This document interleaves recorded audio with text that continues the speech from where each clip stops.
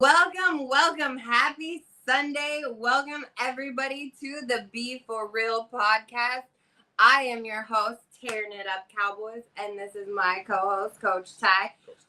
We are coming to you from San Diego. Happy Sunday, everyone. Happy Sunday. Happy Sunday. Hey, and we got a special Sunday today. Listen, I got my Madison shirt on because we have our first Be For Real guest on today. And hey, he is one of the top basketball coaches in the San Diego area. He coaches for Madison High School. So we are going to have him on today. But as we hop into this episode and we started off with our normal cheers, you know, I think this Sunday, let's just cheers to good people being brought into our life. You know, I think more and more I just get so thankful for people around me, people that are brought into my life. And as you go through things and you see the people who really stick with you through those things, and when you're melting down and they're still there picking you up, you know, so cheers to good people. And be, you know, because I saw this video today, and it was this kid who obviously has some type of developmental delays. And his mom made a video about how she was always scared for him to play with the neighborhood kids, play football, because she was afraid he wouldn't fit in. Like, he'd ruin the vibe. He wouldn't be good enough. And then she showed the video, and it showed her after and the tears in her eyes because these kids rallied around him and went and, like, let him score a touchdown. And they were all acting like they were diving for him and doing. And it made me cry because I was just like, you know, I wish the world would treat everyone with that love and that grace, and that just making you feel like, you know what, no matter who you are, what your situation, like, you belong, you matter. Like, so you know what, cheers to just. Cheers to that. Yes. Cheers to the faithful. Not the 49er faithful, the Friar faithful, because it's baseball season, baby. Even though them Padres, what we doing? It's only one faithful. Them Niners. Woo! No.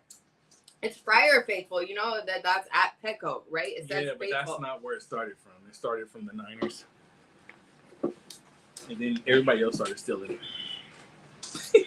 No, listen. Padres. I've been to enough Padre games back in Murphy Stadium where ain't nobody was saying no faithful, nothing about no Padres. That's because you guys didn't have to go through what you've gone through, where you ain't even got a championship, and now we sitting here with nothing. Like, you got to be faithful to still be a fan at this point, you know? I seen the World Series when we got to I think it was Detroit. Okay, so the Padres have made it to the World. Because, see, now I'm a new Padres fan, so only the last couple of years. Okay, so you guys have gone to the World Series, just never won. And not you guys, we. Yeah. We. Tony Gwynn. I think it was Detroit. Either we beat Detroit to get there, or we lost to Detroit in the World Series. Okay. That was Tony Gwynn era.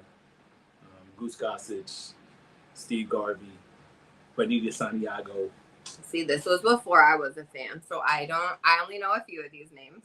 Yeah. Only the hot ones that are trending. Yeah, we had a team. Not Dave Whitfield.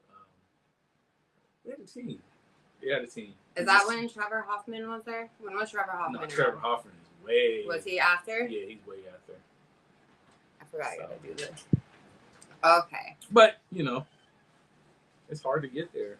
I mean, you know, just you know what they say, you got to spin to win. And if you don't spin to win.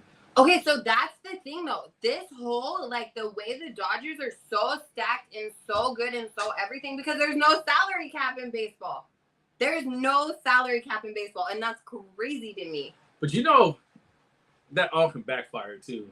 Remember the Raiders were spinning to win, and they wasn't going nowhere, but they were spinning to lose. But I mean, so far the Dodgers have spent, and damn, they got back to back. Yeah.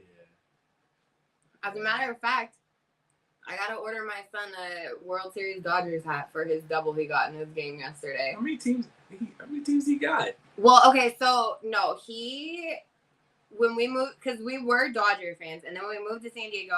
And then you were a Dodger fan? Yeah. I've outed myself on social media. That word faithful don't work for you. No, I'm not faithful. Not in baseball. Only in football. The Cowboys are the only team that are like my die-hard, I will ride or die. I'm never, like, baseball I've hopped all around. I have Yankees jerseys. I have Giants stuff just because Austin played on the Giants. I don't like the Giants, and orange and black is the worst colors ever. But yeah, then I was on the Dodgers for a hot minute. Like, I thought you were a Niner fan for a day. We're going back to this. We're going back to this. I'm just gonna post the picture one day, and I'm just gonna out myself so that you have nothing. I can be like, see, all my skeletons are clear. Yes, I went to a 49ers game. I wore a 49ers jersey, You did it for love. I did it for love. I did it for a man. That was back when I was young and dumb and she didn't know it was gonna come back. He was a good man. Well, it wouldn't have came back until you showed me that shit. I know. And I can't erase it out of my mind. Like, I see the picture, like, and then so every time you talk Dallas, I think I even went and privated that on I see you at Candlestick. It was Candlestick. I lived right by the bay. I went to Candlestick all the time for Giants but stuff, that's so too. dope, though, if you think about it. Candlestick is blown up. I went there I've been there a couple of times, but I went there the last year. It was blown up. Did you and buy any guess of what they were the playing? seats or anything? Was it the Cowboys? Cowboys. Did we win? No. Oh, okay. That was the year we had I think it was Alex Smith and Garrison Hurst. Oh, okay. I think. Don't give me. I don't think it definitely wasn't. No, it might have been Frank. No. Gore. I don't know. We won. We were good that year. I don't remember when. We were good that year. Down. So I think we were good. I don't know. But I know we won. Bear with me, as I don't know if I got allergies. What's going on? I walked up in Candlestick. I think I was telling you this. I walked up in Candlestick for the first time. I remember when I first went, and I was like, as soon as I walked out of the tunnel, out of the, where the pedestrians walk, and walked to my seat, I walked out the little tunnel. I just stopped, and then they have all the flags hanging up by the lights, all the greats, yeah. Joe Montana, everybody. And I was like, oh my gosh, Dwight Clark caught the catch right here in the corner in the end zone. But you know the funny thing is Dwight Clark. That name will always trigger me. I think. Yeah. You know the funny thing is that even with San Francisco, Oakland, San Diego, they all played because it was during baseball season. At the tail end of baseball season, they played on the dirt. Like, you remember that? Like all dirt infields? Yeah. They were playing on the dirt infield. This must be where so half the field. I don't remember all dirt infields in the So the MLB other half ever. of the field was dirt, was the baseball infield. Because they still were on the tail end. Oh, the football. Yeah. Yeah. I remember that Oakland. Because Oakland. Yeah. See, now Padres too. Growing up, I went to more Oakland shit. My dad always took us to the A's and stuff because, no, we didn't go to Raiders games. We didn't really go to football games, but baseball games all the time we were going to. But the A's games, you could get hella cheap tickets. Yeah. Dollar beers once I got older and would hop along with my older brother. Wednesday, dollar beers, dollar hot dogs. Like, you can't beat that. Like, so I always went to Oakland more than I went to San Francisco. Like, especially with my dad and, like, 3 kids, like, taking us to games in Oakland. Like, we went to some of the A's and Yankees games. I will never forget. I was probably 11 years old, like, and I'm at an A's and Yankees game, and it's, like, I want to say it's getting close to the postseason. It's an intense game. Like, the stadium's packed. Everyone's going crazy. All of a sudden, this dude, a section over from us, takes this loaded hot dog and throws it, and it just hits the biggest man you've ever seen in your life straight in the back of his bald head, and this fool just stands up and comes straight up to this section, and everyone starts pointing to and we just see the biggest fight ever. And then I remember my dad looking at us and being like, you can't tell your mom this happened tonight. Like, you didn't see this. Like, everybody starts telling. Yeah. Well, yeah. This man was like, listen, this man was a huge ass man that he came up and everyone was like, nope, it wasn't us. It wasn't me. Like, yeah, 9 times out of 10, they big and soft. Probably, but I know I've seen. Anyways, I ain't gonna get into it. No, I mean, listen, whether he was or not, like, he definitely looked the part. So I know free agent kind of calmed down a little bit. What's going on? Anyone knows what's going on with free agents with their team? Because I don't follow everybody's team. I just follow the Cowboys. I put it on my big. Wait. Say that again. I follow the Cowboys. Because I want to get a 1-up on her, just in case she don't know what's going on. And then I also have ammo. But so if something happens, I'll be like, oh, you guys just got rid of your all-star the best player on your team, Aubrey. And this is why, first of all, he could be our MVP. That is a very debatable point, okay? We're not talking about Aubrey. This automatic Aubrey. Listen, the hills I'm willing to die on for these boys. Like, they have no idea. I seen when they Jerry put up that they're gonna try him on a quarterback to see what happens. See if he can compete with that. But see, you know what? Here's what I'm gonna say. Here's why. Here's exactly why, Ty. We are America's team. We are America's team because you just said you follow our news and you want to know just so you can talk shit to me. And I know this because I know by some of the phone calls I get where you just are ready. Jordan, that's not an Eagle shirt. If you would have came on at the right time when we first started, you would know what it is. Oh my God. No, listen, this says nothing about the Eagles. First of all, it is a Warhawk. It is a Warhawk. It is not an Eagle, and it is not an Eagle on his shirt because I questioned him when he walked in too. I was like, oh shit, your son's going to play for the Eagles? No. Warhawk will fuck an Eagle up.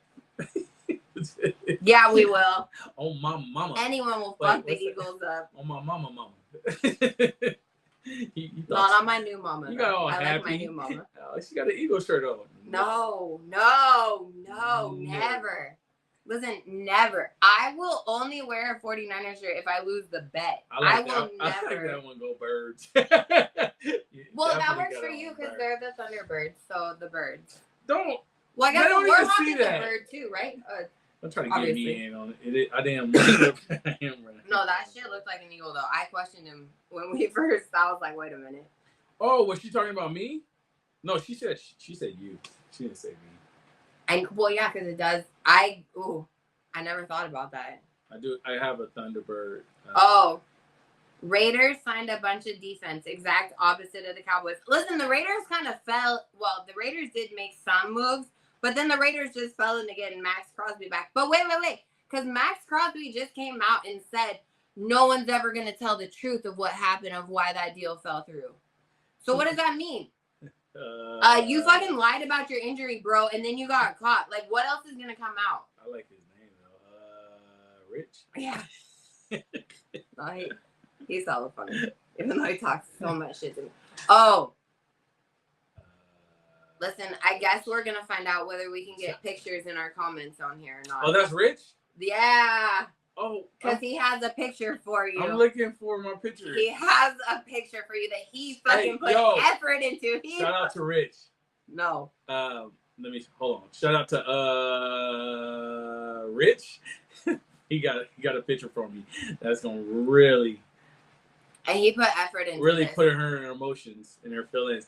But I told him, I said, Rich, can you please go to Marshall and get the jersey that I was talking about? It wasn't at Marshall's. This fool had to go online and customize it. And they wouldn't even let him customize it like that. And then he had to chat GPT to even get it to look like that. It was Marshall or TJ Maxx, but I can't remember. He's lying.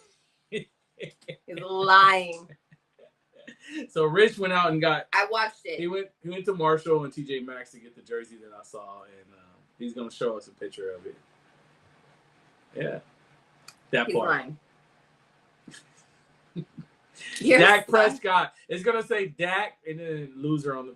Yeah, it's gonna. No, it's just the number 4, and then this fool edited this shit, but he couldn't even because I guess when you go online to customize them. You can't put certain terms. So, like, you can't put derogatory or sexual terms or things like that. And so he had to go in and put it with 2 R's and then run this shit through ChatGPT to get the second one removed. Like, this, that's what I'm saying. This was effort. Like, I fucking hate but love you guys. Like, the effort to hate is real. Okay, but can we talk about Puka Nacua real quick? Did you hear about this news? Which one? Okay, so Puka Nacua, right, plays for the Rams. I'm sure you guys know who he is. He just came out, and I haven't, like, looked into fully what he said and did, but supposedly he was with some chick, and, like, she filed all these charges. You need to show him because you have it on your phone. Well, my phone's in use. Sorry, we can't. You belling her out, Rich. It's over here in use. Shit. We streaming on TikTok from it, so she sorry. Ain't gonna do it either. We gotta. But no, okay, so then, like, there was pictures that came out. He was with this girl, and there was bite marks. Did you, obviously you didn't see the pictures. Have you seen this? Okay, so he supposedly said all these, like, crazy, I don't even know what he said, but I think anti-Semitic something was in there somewhere. But then this chick had bite marks that were, like, bite marks, like, not just, like, sexual, like I bit the shit out of you. Like, she had bite marks, like, into her thing. And so there's all these charges filed against them and all this stuff coming out. But, like, who the fuck bites someone that hard? I can't believe you didn't see the pictures, and I can't even pull it up now. You haven't seen this? No. But here's what I'm going to say, because he and the NFL is still going, but all of the stuff with this other woman, you don't even know the secret lives of Mormon. Never mind. With this, there's so much stuff you're not caught up on. I want to say this, though. Yeah, I'm not caught up on a lot of the You got to see these bite marks, though. You got to see these bite marks. If you guys, if you had any movements with your teams during free agency, let us know in the comments, because we really don't give a fuck about your team. No. He's straight to, like, I don't give a fuck about anyone biting no one. Let's get back to football. But I will say, let us know in the comments and we'll address it. But I will tell you this. Listen, much movement this week, has there? Not with us. But I will tell you this: if you up here and you put in comments that are, like, just disrespectful, that's just negative, nobody's reading that. So who cares? Like, we're not going to read it. We're going to skim through it. We're not going to acknowledge it. Put it that way. We're going to read it, and then we're not going to acknowledge it. So it's not going to work. You're not going to get popping off us. You're not going to get what are the hate comments over here? I don't know. I'm not even going to read it. It's ridiculous. So, but anyways, any movements in free agency for your team that you think is really significant enough for us to mention or even talk about, let us know. Can we ask Jerry Jones why you haven't signed Aubrey or Pickens? Like, why we ain't locked them in? Can we acknowledge that at least? Like, you still on Pickens? I am. Oh my God, let him rest. Nah, man, I love me some Pickens and CD. I love me them. I like CD now. I won't in front. Chargers less Spano sucks. Yeah, you know what? There's a lot of Charger fans. Like, one of my neighbors who used to live by me, like, he was a diehard Chargers fan, and his thing was, like, I refuse to call them the LA Chargers. I won't. I support him, but, like, even the piece of him was lost. Like, I feel like Charger fans kind of, like, lost a piece, some of them. Yeah, and then Coach Stutz is lost too, though, after the Chargers left. Oh, he's a Chargers fan? Yeah, that's Coach Stutz. But he's a Charger. Who knows what fans he is now? He just. I didn't even read the name when I read the comment. I think he gets more joy out of, like, torturing and tormenting me and my teams throughout the game. That's why I knew I liked him. But torment the shit out of Coach Stutz. But I think a lot of I don't know, for me, if my Niners move to New York, like, I'm not, and maybe because it's not my city like that, but I'm gonna always be a Niner fan. I don't care if they move to Columbia or if they go whatever in front, as long as it says 49ers, I'm good. I'm gonna be that. But I also do. No, I think that's an ignorant point to come from, though, because honestly, even the Padres, even though I know I'm a brand new Padres fan, only really for the last 3 years, like, I fucking love Petco Park. I love going to Petco. I love going to games. If the Padres ever lost, that happens often. If the Padres ever left, yeah, that would hurt me. That would make me feel some type of way. And I don't know that I would be as loyal of a fan. Let me like, Dallas for the Cowboys, they can move anywhere because I don't live in Dallas. Okay, so let me ask you a question. So if the Padres left, and let's just say the Giants come in, they'd be called the San Diego Giants. Are you a Giant fan now? No, then I'd hop straight back onto the Dodgers and be like, I'm driving 2 hours to LA. So the only reason I asked that is there's two types of fan. You're a City fan, or you a diehard Padre fan. Okay, with baseball though, I wouldn't be a Giants fan because they're orange and black, and I fucking hate those colors. I understand, but you hear what I'm saying? There's two types of fans. There's a City fan, and then so meaning they don't care what team comes in, as long as it has San Diego in front. The San Diego Cowboys, the San Diego Chargers, the San Diego Raiders. They are a City fan. They love their city. They're gonna root for whatever teams in a city. But then there's diehard Charger fans, Niner fans. I don't give a fuck if they move to butt fuck Egypt. the Egypt 49ers, I'm a Niner fan. So there's two types of teams, like, right? There's two types of fans. But with That's what I'm baseball, gonna say. I There's don't two types even of know that fans. I fall into a category. I think I'm just random. Well, obviously as fuck. not, because like you're, I don't think I you're make a sense Dodger, with it. and now I you're know. a fucking Padre. You don't. Like, honestly, that would really be like me going from being a Cowboys fan to an Eagles fan. Like, and being so okay with it and so proud of it. Like, it makes no... But Manny Machado is what got me. Manny Machado was a Dodger. I fucking love me Manny Machado. You're so confused. You fucking know this. With Dallas, Ty, too. You're friends with me. You know I'm so confused. You don't know if you're a Padre fan or a Dodger fan. You don't know if you're I'm a a Padre Cowboy fan. or a 49er. It's tattooed on me. It's permanent now. I'm a Padre fan. You don't know if you're I can't go back. or No, I do know that I'm not a Niners. No, see, this is where this fool gets talking regular. Stop. I'm gonna see if they can get that. I'm gonna send Levi a picture and see if they can put it up in a souvenir of you. I would fucking kill you. I would kill you. I would like the fact that I even opened up to you about this. I'm gonna be like, hey, can y'all put this picture up? And that'd be so dope. That'd be so dope. All right, you know what? It's so lucky that it is almost time for Coach Stutz to come on, because I am going to be like, what dirt you got on this fool? Anthony, You're a Mets, Dallas, and Houston. Well, Dallas and Houston. I mean, I can see it. But a Mets. How did you become a Mets fan? I feel like the Mets is a random mix into that. You love New York. But Dallas teams and then the Mets? But not the Mets. Like, what drew you to the Mets, though? I get the Yankees, because they're the Yankees. They had... Yeah. This history. I had me a Derek Jeter jersey. This history behind it. Yeah. No, not how about them Dodgers? No one cares. I get it. You guys, cool. You guys are in first place. Oh, he's originally from NYC. Okay, that makes sense then. But then, when you originally for the Giants or the Jets, no? Maybe someone like myself raised you off for something else, But that is interesting, because New Yorkers usually they New York to the hardcore. I'm 38. My cousin and brother are Giants and Jets. I wanted my own team who was winning in the 90s. Oh, so you're gonna be that asshole sibling everybody's going right and you're gonna go left. You're gonna be that guy. No, but you know what? So, oh my God, Anthony. Why you gotta be that guy?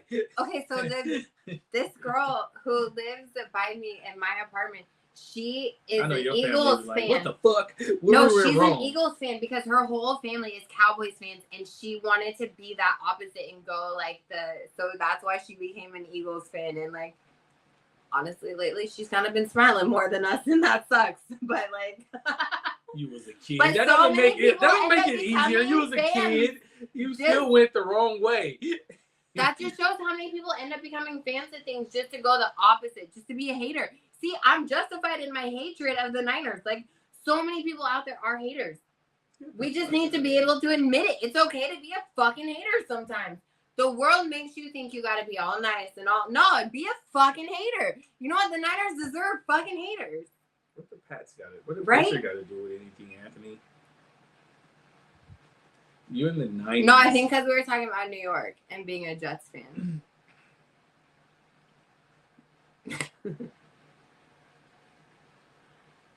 No one willingly becomes a Cowboys fan. I was indoctrinated. You know what? Dynamite. He might be right. I was indoctrinated. My dad was a diehard Cowboys fan. That's how I became a Cowboys fan. I think that in those times, you guys really thought y'all was America's team. So no, we still are, bro. We still fucking are. You follow us just to get our news to hate on me. We are America's team. You do the same fucking thing. What are you talking about? You do the same thing. You try to one up and see if you can find. Oh my God! Oh, they're by an electrical practice field. Come on, stop it. You're so whack. Oh my God! Did you hear? That Achilles tendons are turning because? Listen, I be a hypocrite sometimes. Just be on my side with it. Otherwise, no.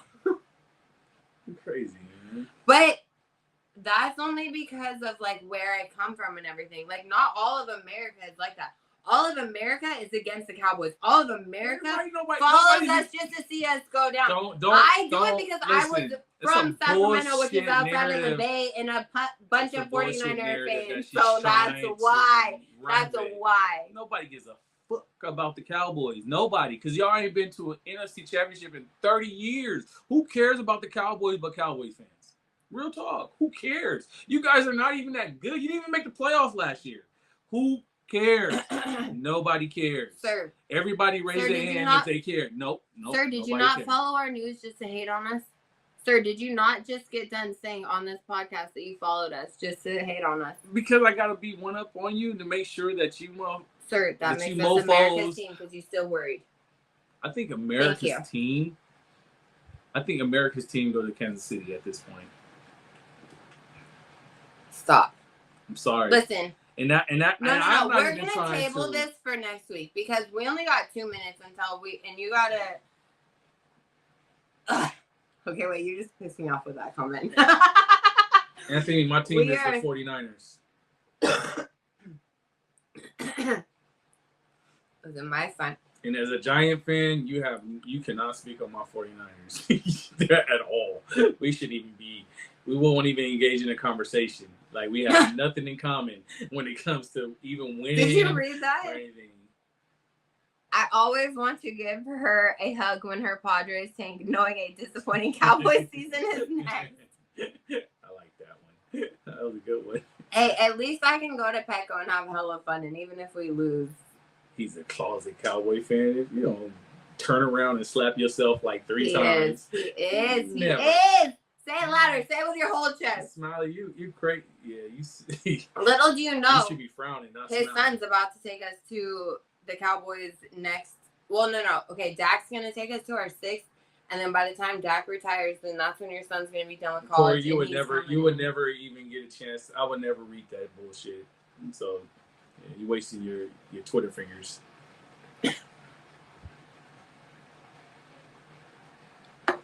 All right, well. You drove 6 hours just to see us lose in the playoff. You guys. Oh, see, he can't. He just went through every platform trying to get the. And she's not gonna show it, Rich. She's not gonna show it at all. That's like clowning herself. I clown myself nonstop. Hey, you're right, big boy. Big boy, you're right. He is a big. But she don't believe look, 10 seasons and 2 playoff wins. Come on, man. He plays very poorly against good teams. Very poorly. 3 interceptions every time. Guaranteed. Because we only got 2 minutes until you gotta. Okay, wait. You just pissed me off with that comment. Anthony, my team is the 49ers. Listen, my son. And as a Giant fan, you cannot speak on my 49ers at all. We won't even engage in a conversation. Like, we have nothing in common when it comes to even winning. Did you read that? Or anything. I always want to give her a hug when her Padres tank, knowing a disappointing Cowboys season is next. I like that one. That was a good one. Hey, at least I can go to Petco and have hella fun, and even if we lose. He's a closet Cowboy fan. If you don't turn around and slap yourself like 3 times. He is. Say it louder. Say it with your whole chest. Smiley, you crazy. Yeah, Little do you know. You should be frowning. His son's about to take us to the Cowboys next. Well, no. Okay, Dak's gonna take us to our 6th, and then by the time Dak retires, then that's when your son's gonna be done with college. Corey, you would never even get a chance. I would never read that bullshit. So, yeah, you're wasting your Twitter fingers.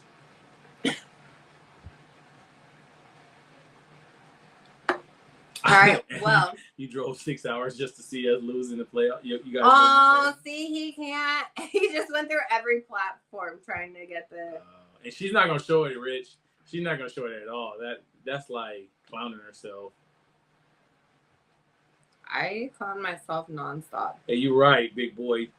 Big boy, you're right. He is a big. But she don't believe look, 10 seasons and 2 playoff wins. Come on, man. He plays very poorly against good teams. very poorly. 3 interceptions every time, guaranteed. Two guaranteed 3. But she thinks she's. I said try Aubrey at. Let him get a try.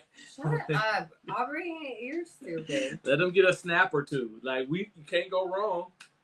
All right, it's 1:30. Can we shift our focus from you hating and being dumb?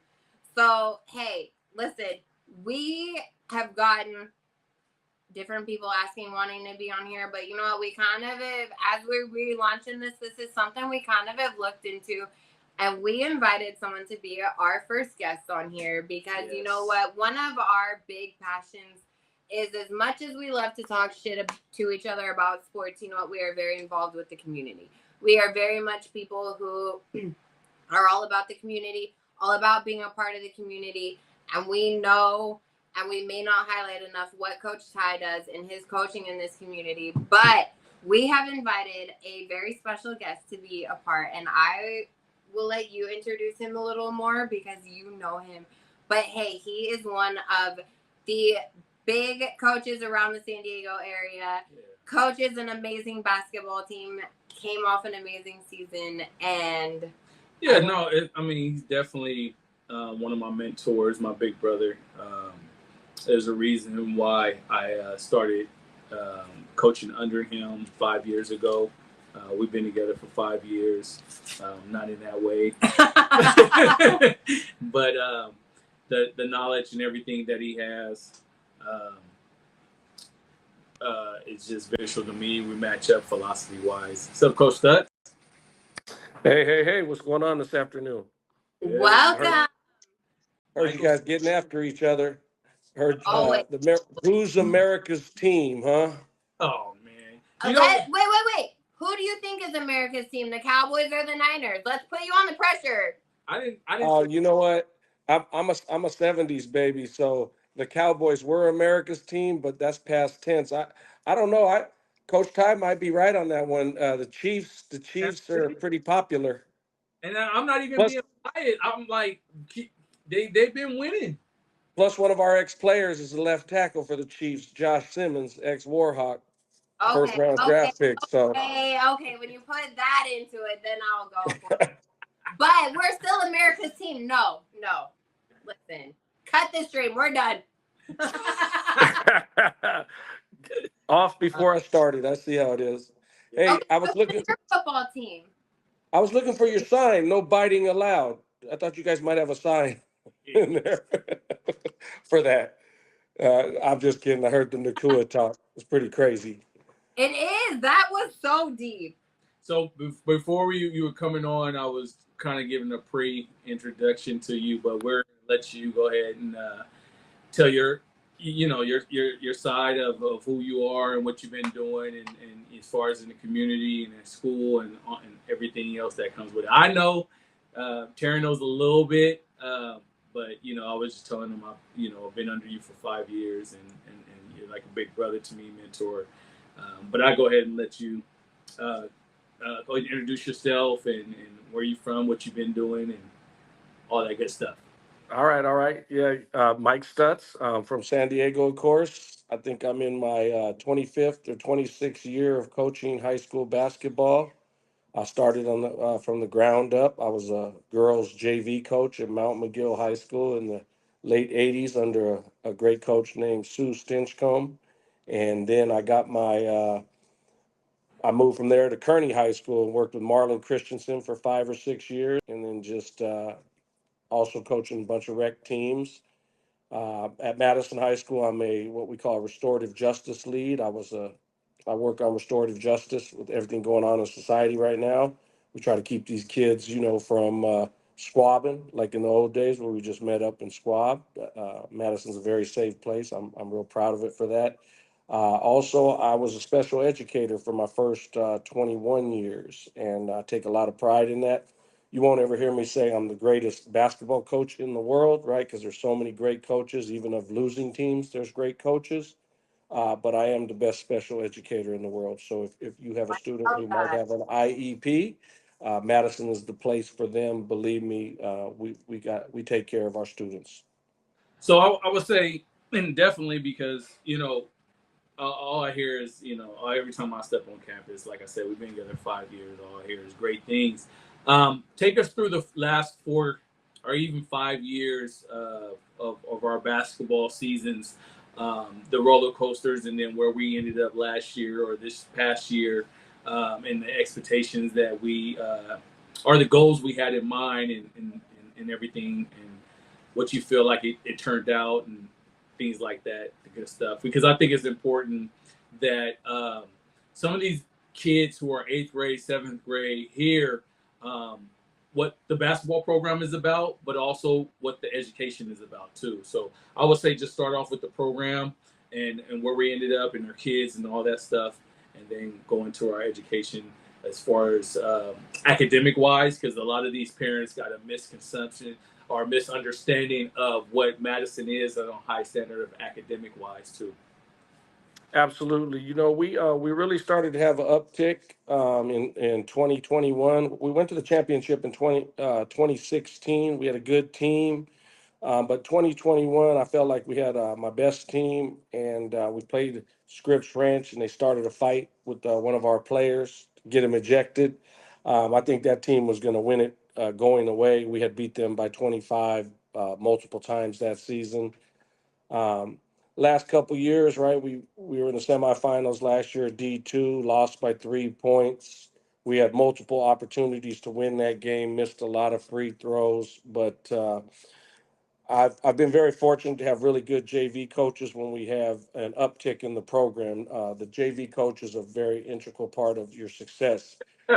And people don't realize that even when the Madison heyday in football in 2012, 16, 10, um, we had great coaching staffs on the freshman level and the JV level because it's about development. Some of the younger teams, younger programs, they think, I got to win, I got to win.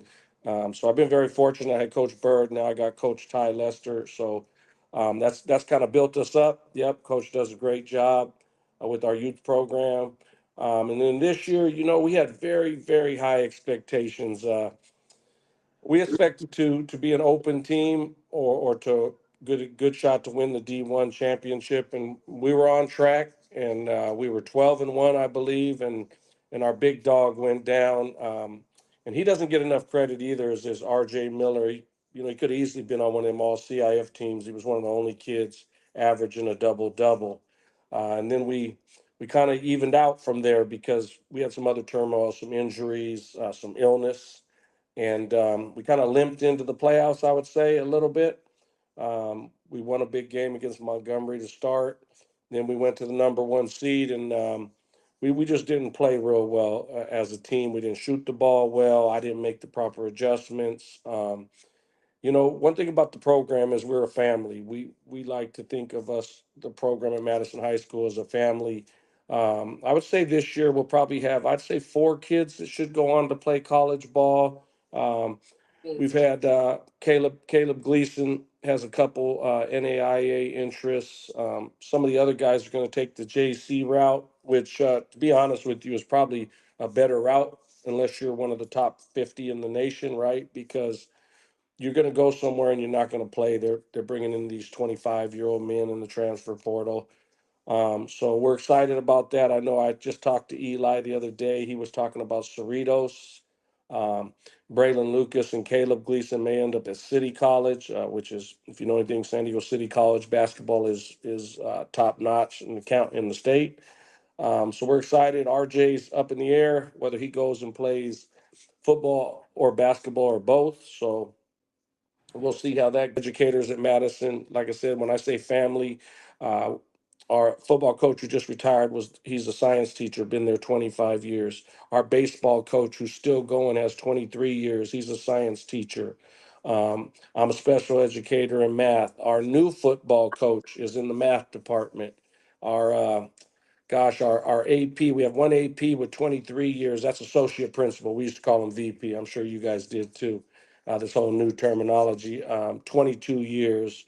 We have counselors been there 20 years. So it's really a family atmosphere at Madison. And me and Ty talk about this all the time. What you do in school, it doesn't really matter where you go to school. It matters what your family has instilled in you. for your success in education. I'm a firm believer of that. And so we're really proud of what we do at Madison. It's a great place. Again, I'll tell you, as the restorative justice person, I'd have to say it's the safest high school in San Diego County, and that's counting all of the privates, all the publics. We've had, I think, honestly, this is an honest truth, 4 fights the whole year, 2 girls and 2 boys. Which, I have friends who work at other schools that say they have 2, 3 fights a day. Yeah. Think every school has their issues, but Madison's very safe, family oriented, and great place for you to bring your child. And I'm gonna turn it over to Taryn in a minute, but that was a very important point for me, right? Because as we work together and we've been working together for the last 5 years, and some of these parents get this misrepresentation of Madison High School of being I don't know where they get this from, ghetto school and Claremont. I don't know. Claremont is a middle class area. Ghetto though. You would be surprised. You'll Really? be surprised what these parents think. And so for the eighth graders that are coming in to Madison that's already committed, whether it's sports or not, and for the ones who are thinking about or maybe hasn't thought about Madison coming in, how safe is their environment? Like you said, I just heard you say, in 4 fights in the last year. But I just want you to elaborate a little bit more and let parents understand that, it's probably one of the safest, like you said, out of all the school. Because like I said, Lee's been to Saints, and there were some incidents that went on there, and people think these private schools are the most secure and safest, and it's not always like that. Trust me, my son been to them. He been to 2, to be honest with you, La Jolla Country Day and Saints. So when these parents are choosing these schools, it's safer and this and that, no, it is not always the case. And I'm talking about, and I'm not going to put no names out there, but I'm talking about fights, drug use, all that stuff. Yep. Whether it's vaping, whether it's fights, whether it's sexual harassment, whatever it may be. But I just want you to again, elaborate a little bit more and just let, the incoming 8th graders and people who thinking about Madison, whether it's sports or education, know that this is not that place you think it is. So. No, you know what, Coach? You know yourself. When I hired you, you had some kids who came with you. I think about a group of about 4 or 5 of them. Uh, we even had one who left us for 1 year and went to another school. And like you said, I don't want to talk about other schools, but came back the next year because of like, whoa, this isn't Madison, right? Madison is a very, very safe place, and it's special. When I tell you that, like your children there would know all the APs, will know all the counselors. Next year, we're projected, I think, to have 696 students. I know, small. It's the smallest high school. I believe we will be the smallest next year, public high school. And that's what makes it special, right? But that's what and it makes works your like a private school. basketball program so impressive too. Is like I was amazed to find out what a small school you guys are and how you still draw that talent. Like, What you just said is so important, right? The talent. I hear all these guys puff out their chest about these great coaches, and they're the coach of the year or whatever, but none of them are the coach of the year without talented players. Right? I'm old school cat. I believe great players make great coaches, not the other way around. I mean, yes, you can be a good coach and a great coach and make a player better, but a lot of the kids who are leading their teams are very talented young people. Um, Madison, that's why we've been more successful recently. You have more talent. I've had years when I first started, I relied a lot on the football players and who didn't practice year round, and so they could rebound and they could guard and they were physical, but when it came time to get a bucket or make open shots, they struggled. And I think I told Ty this before. My first 3 or 4 years, we were, I think, top 15 in defense, and yet we still had a losing record because we could only score 42 points. And as we've focused the last 10 years on basketball only players and supplemented them with football players, multi-sport athletes, we take a lot of pride in that at Madison. Such a small school. All of our athletes are recommended to play multiple sports. It's up to them, of course. um, we've seen a change, we've seen a switch. But Madison's a great place. I know, Taryn, you know a little bit about it. You've been up there, watched some football. Um, we get the most. We like to say we coach them up, Yeah. and Well, we and I coach them up. even like you guys always say, the thing about Madison and the family environment and everything, and it's the we over me. We, and it kind of ties back into you and everything you do. And you did get a lot of comments over here on TikTok about all the work you do with the special ed students and thanking you and how important that is.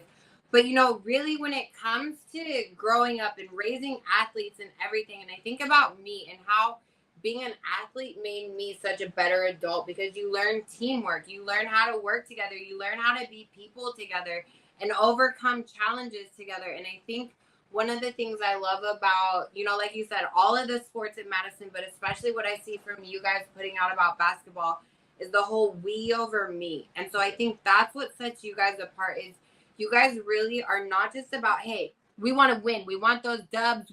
That's all I care about. Like you guys really care about people and you really care about player development and what they go on to do and who they are in the community and who they show up as.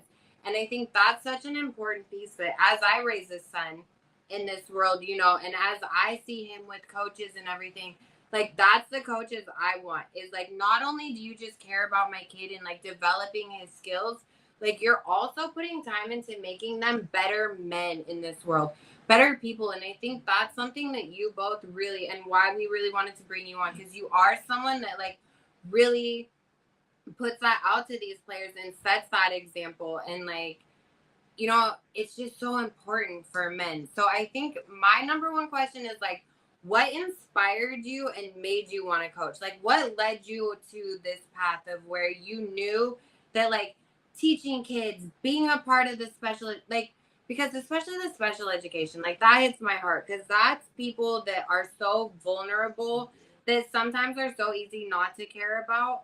So I think like what led you to this place? I think first and foremost, my wife first of all got me into education, and then the coaching part. Right, I went to Mount McGill, and so I seen a lot of kids who had things and kids who didn't. So when I got into coaching, I was primarily when I really got into it was Kearney High School, and we had a lot of kids who didn't have things, not just material things, but right, they were missing fathers. Some of them were missing mothers. They didn't have rides. They didn't have food every day. They didn't have shoes to play in. And as I got into the game, I really realized that when you give back the whole coaching, the record, and all that, that's not even really what's important, right? When you see a young man walk across the stage who people said they wouldn't graduate, they couldn't read or write at a high enough level, or you see kids who had nothing, who are volunteering, doing things out in the community. That's when you go, okay, now this is why I want to do this. And for me, that was really it. Was the and I have a lot of young athletes who I worked with. One who always reminds me and makes me feel good about myself is a young man named Gerald Sykes. And Big Gerald, he played at Kearney High School, went on to play at the Aztecs and for the Cardinals for a little bit. He's a local trainer in San Diego, and he remember coach knows him. He played ball with him as well, semi-pro. But Gerald reminds me all the time, Coach. You remember when I came to Kearney? I couldn't even put on equipment. I didn't even know how to put on my pads, my helmet, and you took the time to show me, and every day checked on me. And right, he was no star. He was just a regular kid. And so when you see those type of things and you run into people, it gives you the motivation to keep doing it. And we went through a lot of adversity this year in the Madison program as far as on a personal level with some of our players. And we had some of the players with some of the most character you will ever meet, who went through tragedy.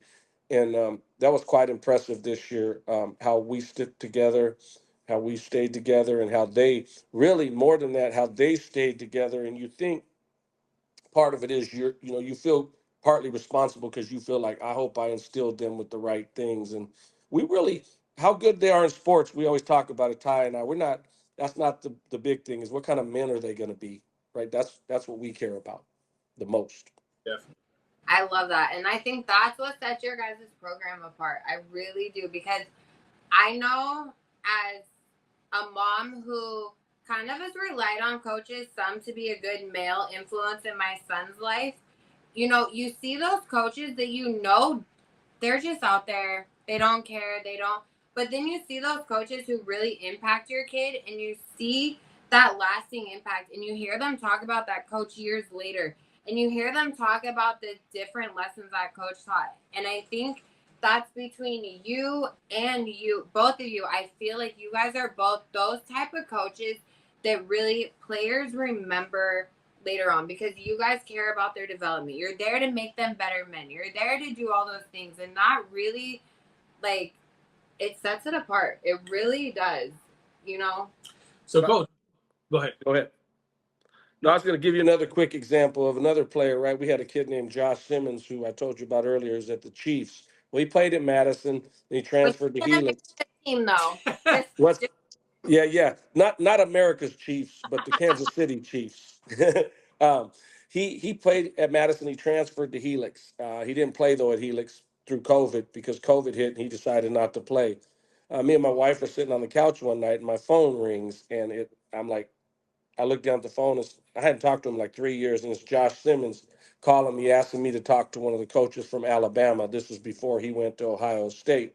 And I said to him, I said, Josh, why are you calling coach? I ain't talked to you in 3 years.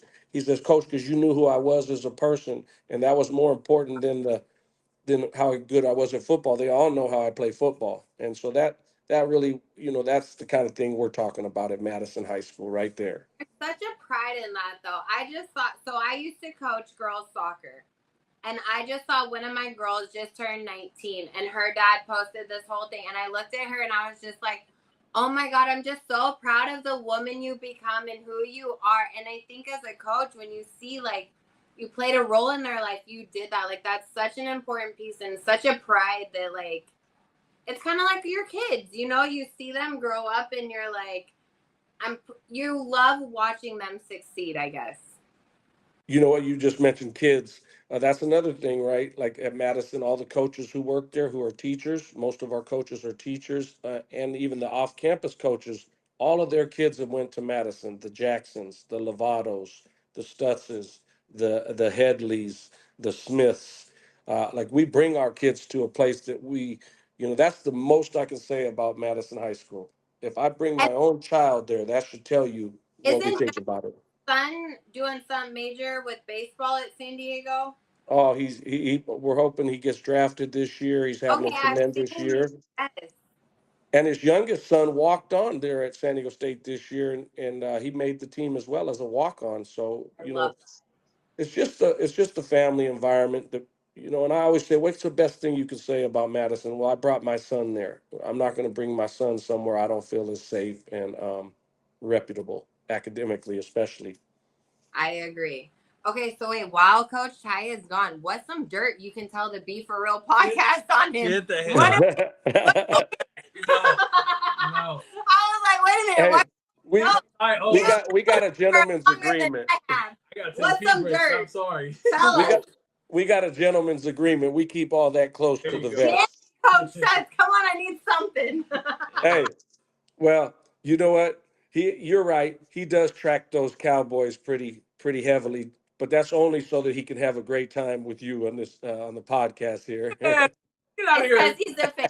All right, you ain't got to admit it. I won't make you guys fight on live, but we both know. If you can see the amount of texts I get from Duke playing to 49ers out the whole game from him, I don't do nearly enough tracking. He's a hater. So I do like him. Hey, you got 15 minutes till tip off. I know you're going from here to Duke. That's why he called me last night and he was like, "Hey, I'm gonna be on time and we're starting on time because Duke tip off is 2:05 and we got to be done with this shit so I can watch it." Hey, what'd you say?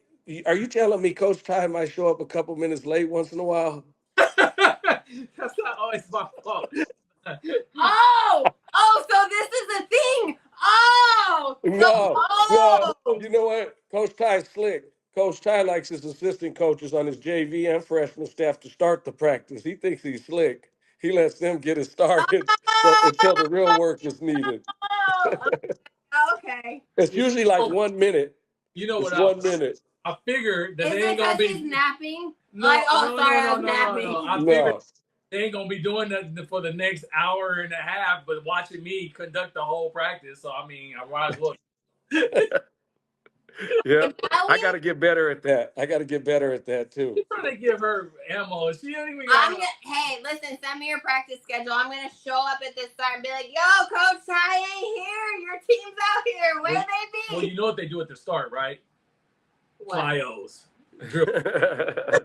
Well, you should be there. You should be Hey, there. I had to tell you guys both something, about your Eagle shirts. I mean, Thunderbirds and Warhawks. I found this out this week from Coach Jackson because I designed a new logo for the. We're getting basically a brand new gym. They're not tearing it to the floor, but they're redoing everything: floors, walls, murals, um, and I designed the Warhawk for the murals. And I was sitting there, and he goes, "There's no such thing as a Warhawk." And so I looked it up. There's no bird called the Warhawk, right? Obviously, the Warhawks were from they wanted to go to war in 1812. They wanted to fight, and they didn't. And so I was like, wow, I always thought there was a bird called a Warhawk too. So I felt kind of stupid, but I so just quoted earlier. We just told an Eagle fan it's a Warhawk. yeah. So we know. So now I know it's a hawk. It's a hawk that wants to go to war. That sounds. I hate to say that right now with everything going on. I'm not making no. Wall equal an eagle, right? It's a bird. It's a bird. Yeah. Hey, so just Maybe we're gonna scratch this whole episode because I be an eagle shit that Warhawks don't even exist now. So real quick, Coach, your thoughts on the transfer portal in high school? I know this is. Oh my God, that's right. I haven't even so I'm old school. I have not been around high school sports since I played soccer back in the day, and I've been around youth sports nonstop, everything. But it was when I started dating a football coach, and then I learned about the transfer portal, and I was like, wait, what? And the way players can and I felt like I was old school because I was like, wait, I'm used to you just go to the high school by you, and then there was those kids that went to the private schools. Yeah. But can we talk about the transfer portal and what You know what? It's really it is there. It's live. It's amazing that some programs have people on the street who talk to kids. It's a shocker. You also have coaches who ran clubs, and then they take their names off them so they can get the kids without it being a connection. I've heard all kinds of stories. I've heard of parents filing divorce papers to get kids to transfer. I don't know if they're true, right? It's just hearsay. Well, Yeah. that's Oh, yeah. Yeah. I've heard of players living with coaches, Yes, players that living with coaches. got crazy to me as I was like, wait, this is high school though. well. Listen, the transfer portal is it's fine to have the transfer portal, right? It's Yes. like using the transfer portal. Like it's fine for a kid. Like we talked about it, right? It's okay for a kid to move to another school, but the problem is we're using the transfer portal illegally. Like we're doing illegal things to get the kid in.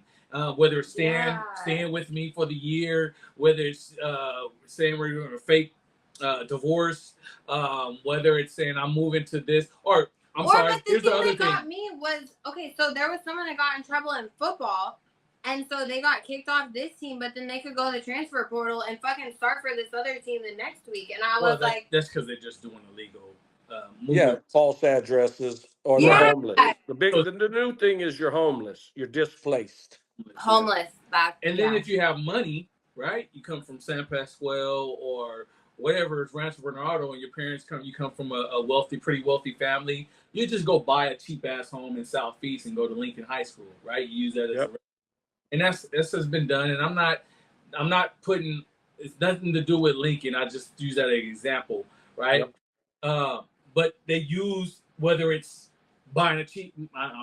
There's no cheap homes in Cathedral, right? Well, whether using the homeless system in Cathedral, or they lease an apartment for a couple months till they check. I mean, there's all kinds of stuff. Yeah, it's we've had I've had really two transfers in since I've been at Madison for 21 years. I had one in 2016 when we went to the championship, And then this year we had a transfer, and I can honestly say that, I had people telling me all summer to contact that transfer, to go call his parents, call his mom, and we were like, we don't do that over here. This would be a good place for him. Like right now, we graduated 10 of 12 varsity players. So if you were looking to move schools, Madison would be a great place. You have a chance to go in there and compete for playing time. Now, to me, my problem is if you transfer and let's say at the end you move back and graduate somewhere else, that's a bad look. Some kids do that, but it comes back to what Ty said, and we've talked about this. It's up to the parent, and I respect that because that's my child. I can move them their last year or their second to last year, so that's cool. But when you have people in your ear and offering you this and that part of it it's mind-boggling. Or I think speaking, that's what's crazy because I'd be like, we're at high school level, guys. We're at high school level and you're doing this. Like, that's what blew my mind. Because back in the day, high school sports when I was involved was not like that at all. and I also want to say, and as we talk about things throughout the year and all this stuff, there's nothing wrong. Like I always say, there's nothing wrong with recruiting, right? But it is something wrong when you're recruiting and talking bad about another coach. Yeah. Like, go get the kid, right? Try to go get him. That's what this whole era is about, right? But don't speak down on another coach to get the kid. Like, tell the parents and the kid what you have to offer for that school and for that program, but don't speak bad about another kid. So for me, that is the most turn off thing that you have to do, because that speaks to me as you as a head coach. You're not a teacher. You can't teach. You need all the talent in the world to be known as somebody in this coaching world, right? And so, and I have told you this before. You're on my top three, and I'm giving you your flowers like I always have. You're on my top three as a head coach at high school, as a teacher. But not only as a teacher at the school, but as a basketball teacher, right? And I can vouch for that. He's always talked to you. A lot of head coaches need all this talent because they don't have the ability to teach, right? Yeah. And so with that, it'll be Seaman, you, and then Coach at Saints, Coach Hop. I'm about to say Hustler at Mason College. I don't know why. But yeah, those are three for me, right? And there's probably some more, right? But Coach Singer at Helix, Coach Johnson at El Camino. We have great coaches in San Diego. We don't hate on none of them. That's the one thing. Right, and it's just teaching for me. Like Coach Seaman taught me, and like I always tell you, like you can't teach if you ain't been taught. Yeah. Right, but it's amazing how all these guys want to be on the top just for winning, but you ain't taught them nothing. They just getting away with so much talent. So I'm gonna go get 8 kids that are the top talent in San Diego, put them on one team, and then you're winning, and you're like, oh, I'm this coach because I won 3. See, I see through it. So for me, with the Hops and the Stutz and even Jason at Helix. So teaching is very important to me because I see through it, and I play through programs where I come from a coach that teach, right? And we had our problems mainly because of me, but I see where you have problems too. You're the problem. No, Ty's the problem. Hold on. Oh yeah, my senior year. I was very talented, but I also, like much of our kids are. It's funny because I see it full circle now, and I'm like, damn, I was like that way. I was very talented, but I thought things should go my way, the way I wanted to go. That is crazy. I would never think that. So I just want to give you your flowers on that one, Coach. We graduated 11 to 12 seniors. Speak of the 2 that are returning. That is going to be a big key of this run we got going on. We got some big things coming in. I'm not going to let it out the bag, but we got some big moves and big things coming in for Madison program. And I welcome all 8th graders, 7th and 8th graders to think about Madison basketball and education, student first, athletics second. But talk about the 2 key returners we got, and we expect a big year from them. Well, I'll get to those real quick, but also Coach Ty has groomed like 5 or 6, all 6'3", 6'4", or bigger off the JV that's coming. So that's outside of these two.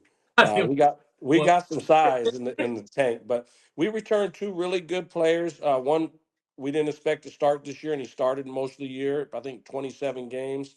6'3" shooting guard named Luke Little. Luke's worked on his body, worked hard in the weight room. He's playing off season right now for a club. I expect Luke to have a tremendous senior year because he's one of the kids who truly work at the game. Weight room, goes to the gym, kind of like, I always tell him to look at Coach Ty's son, Lee. A lot of kids say they want to go somewhere, but are they doing this? And Luke is touching he's scraping the barrel on it, and he's going to start to do it more, I think, because he loves it. And then we got 6'6" Drew Rosnoy in the middle, and Drew's talent is whatever he wants it to be. He's a multi-sport guy, tremendous center fielder. So those two will come back. We're expecting big things out of them. We hear that we got some couple good 8th graders coming in, and we're excited about that. If they do come in and like they've said they are, then they're going to get a shot to play right away. And Coach Ty had a couple really good players on the JV as well that are going to come and impact us. So like Coach Ty says, we don't rebuild, we reload, and we do it in a way with integrity, and that's how we do it. We're going to do it that way. The Cowboys, we don't rebuild, we reload, baby. We reload. Oh, I like that. reload. You you haven't been able to say that for a while though. Thank you. Say it again for the people. I mean, I'm not a hater. I hate on Coach Ty's Niners all the time, and Dallas. I watched Dallas when Roger Staubach was there, and so and then Troy Aikman and Emmett and them. They this is my opinion of Dallas, and I know you probably feel the same way. You just might not admit it. Is until Jerry sells the team to somebody else, and as long as he does everything, the game has changed so much. He can't do all that. The game is too much now, and it's too So we'll see. And Jerry is no, all right. You know what? You're right on that, but I won't admit it. Kind of just did. Well, like I said, I was a Charger fan, a diehard Charger fan my whole life because I'm that fan Ty was talking about, City, right? I'm not gonna love a team that comes in. I'm not that much of a City homer, but Padres, Chargers, right? I was a San Diego Soccer fan when we won all the titles. Um, I feel like when you abandon a city that had given you so much, I can't love on you no more. I've let them go. My family has let them go. Like my son was one of the biggest Charger fans you'll ever meet, and we're done with the Chargers. But like my neighbor, I had a neighbor, and he's like, "No, like you don't understand. But I refuse. Like they left, I'm done." And I'm like, I will say, I would encourage, because I'm a Charger supporter. I mean, there's no way I can hate on the Chargers. When they were here, I was supporting them because I'm a native. But I would encourage everybody to dive in that story, in that situation, how it went down. There was some head bumping with the Spaniels in the city. The city wanted to. The Spaniels wanted to own their own stadium. The city wanted to lease it. And so it's almost like owning a house, and you keep paying, and then in 30 years you renew it for another 30 years at least. And so the Spaniards, they wanted to own their own stadium. The land is owned by the oil company across the street from Qualcomm. Yeah, that's the land, and the city hasn't paid it. And I think it was 8 years the city hasn't paid it. Really? And the Spaniards been paying them to pay it.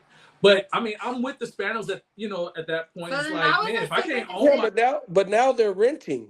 Now they're renting. They're renting. Right. But they were going to be leasing anyway for the rest of their life. They were not owned.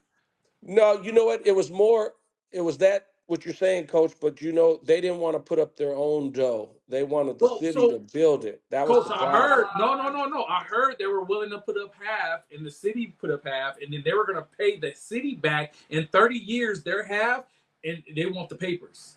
Well, if that was the case, I would have been all for that. The city was like, no, you pay us back in 30 years or 20 years or whatever it may be, and then we're going to lease it 30. We're not going to give you the whole thing. So they weren't going to. Oh. So I look it up. I read it, and maybe I misunderstood, but that's what it said when I was reading it. And if that was the case, Coach, I'm out. You're not going to have me in 80, 100 years. And so by that, if you can't own it, then you don't got no rights to the concerts. You ain't getting all that benefits. Yeah, that's right. You're right. The city is getting all that. But the Spanos kind of got the bad name out of it, right? That they were just. Yeah. So then, if that was the case, then they just got mislabeled, right? Yeah. Well, I'm keeping my fingers crossed that they build something, a stadium down there on, in Chula Vista on the waterfront. That would just be incredible. It would develop the community. You've heard the stories, right? They're building. I don't know if you know, they're building that sports complex down there at top of the line. If you could put a stadium down there, you could easily lure a team. Let's be honest. Man, tear down the sports arena, man. Build a stadium and put. And there's so much area down there. They just built that Gaylord down there. There's a ton of room. Got any more questions for Coach?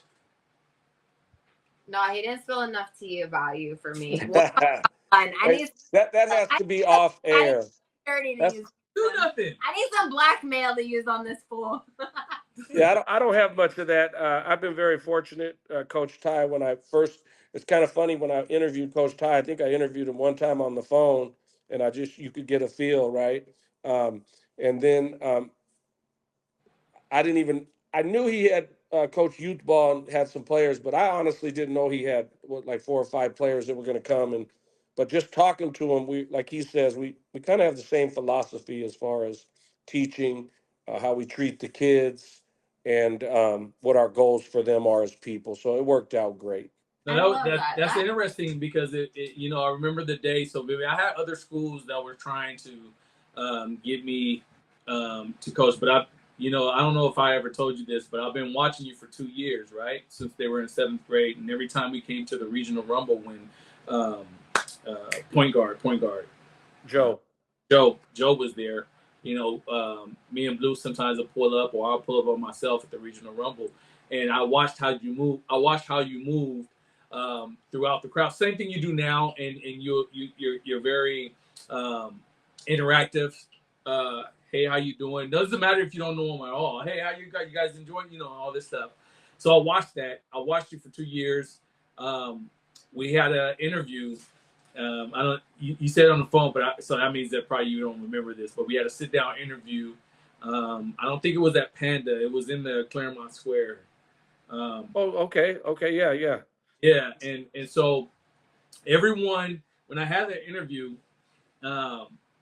everyone, the other schools that were asking me, and I'm not naming this, I'm not doing that, none of that stuff. They were asking me, so where are your kids going? Are they going with you? So when we sat down, the first thing you said, not even the first thing, as the interview went on, he goes, I want you to understand this. I'm hiring Ty as the coach, the person I knew about and I know about, who's been really ringing bells throughout the city, the county, whatever it may be. I'm not hiring you to get your kids.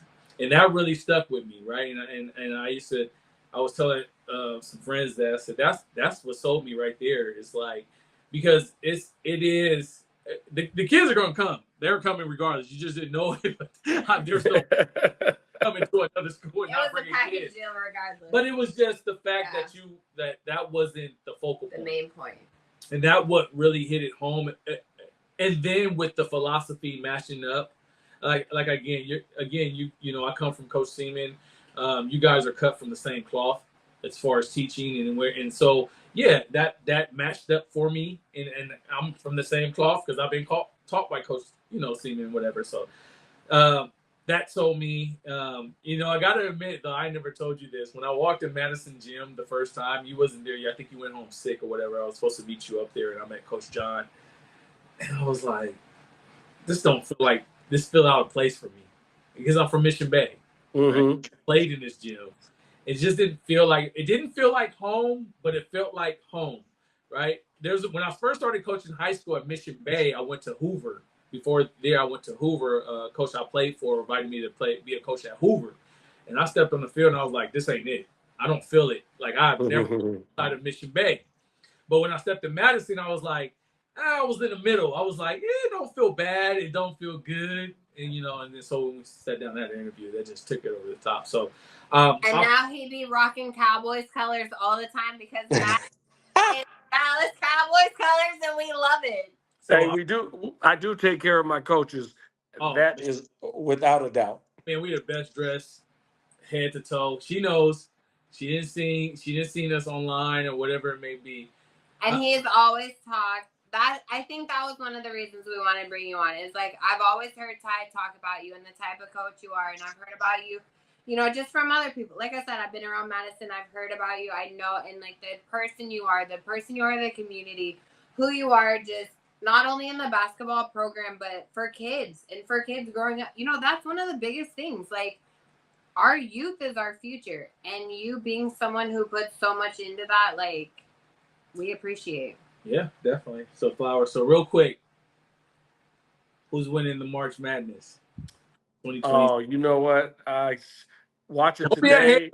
Yesterday, no, I'm not hating on Duke. Matter of fact, don't do that. Don't do that. Don't give me. I don't want to know the winner.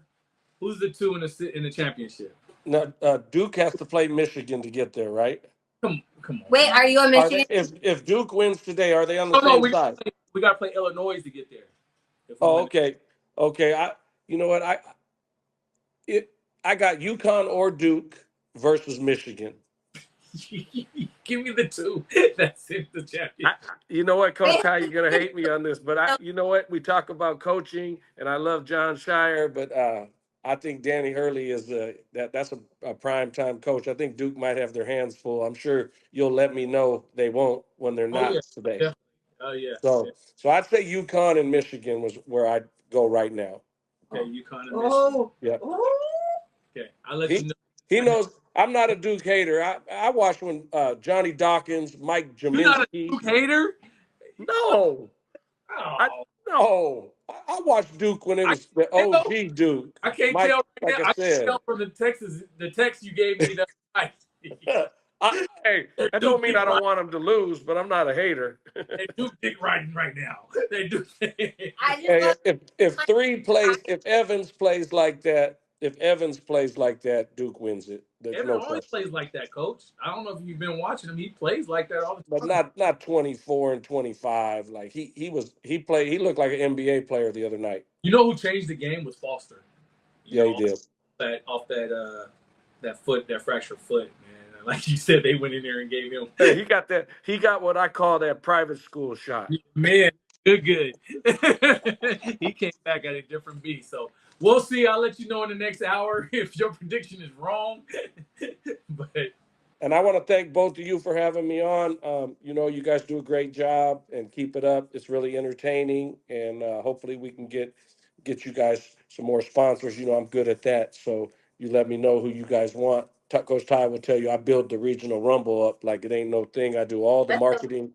I've heard about all your meetings and your not Royal Rumble. I keep calling it the Royal Rumble. No wrestling. Yeah. No, we appreciate you. Thank you so much. Well, all right, you guys. Thanks a lot. We'll go on next time, 2020, 27 guard, man, that we talked about. And, hey, for all you guys who have any doubt about Madison and coming to Madison, 8th graders, 7th graders, parents, Madison basketball, or education, there's no doubt. We just put it all to rest.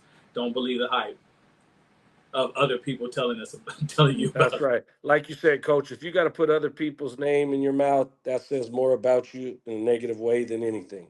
Yep. All right. Appreciate you, Coach. We appreciate you. You guys are amazing. Hey, thank you, everyone, for joining us this week. And cheers to another episode. Peace out. Thank you. Stutz. Bye-bye. Ain't tell someone.